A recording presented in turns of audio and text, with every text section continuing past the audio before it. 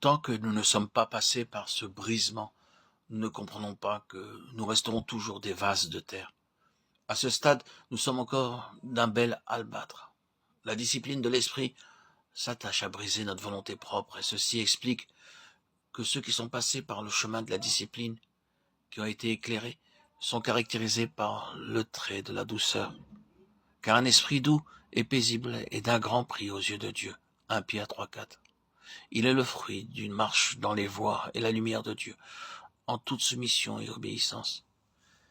Il faut laisser le temps au Saint-Esprit d'accomplir son œuvre en nous, avant que ne commence à se manifester l'odeur de sa vie par le moyen du vase. Paul, s'adressant aux Corinthiens, exprime en ces termes: « Moi, Paul, je vous prie par la douceur et la bonté de Christ » de Corinthiens 10, 1. La véritable connaissance, qui ne saurait être sans qu'elle ne manifeste le fruit de l'esprit. Plus Dieu nous brise, plus nous nous voyons pauvres en nous-mêmes, et plus nous cherchons nos ressources en Dieu. Et le fruit de la vie de Christ, en ceux qui ont été l'objet de la main disciplinaire de Dieu, fera qu'ils ne s'affirmeront pas parmi leurs frères. Ils savent qu'ils n'ont rien à faire prévaloir comme venant d'eux-mêmes. Voyez comment Paul s'exprime en s'adressant aux croyants de Corinthe. « Moi, Paul, je vous prie par la douceur et la bonté de Christ. » Il ne dit pas « ma douceur, ma bonté », car il se savait n'être qu'un vase.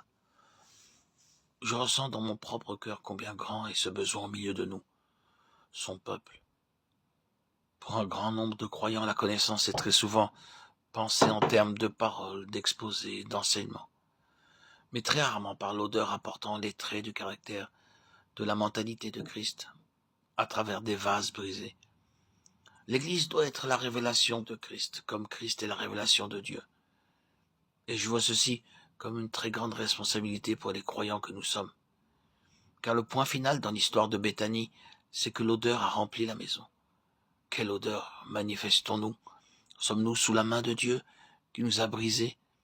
Et quelle estimation avons-nous de nous-mêmes? Sommes-nous arrêtés par les paroles du Seigneur? Je ne fais rien de moi-même. Et aussi par cette déclaration concernant sa personne. Je suis doux et humble de cœur. Matthieu 11, 29. Ce sont les paroles sorties de sa bouche même.